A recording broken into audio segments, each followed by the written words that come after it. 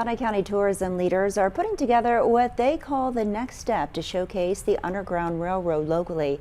The Macomb Area Convention and Visitors Bureau has received a $4,000 matching grant. It's from the Looking for Lincoln Coalition. The Bureau's executive director says that money will be used to create a mural. He says the artist who painted the C.T. Vivian mural downtown has agreed to help make it happen. I think there's going to be an incorporation of the map of McDonough County and how they put the freedom seekers through the south side of the county, and then sometimes if that was being watched, there was another trail that went up through the north side.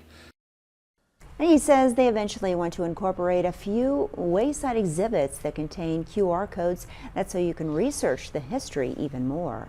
At nearly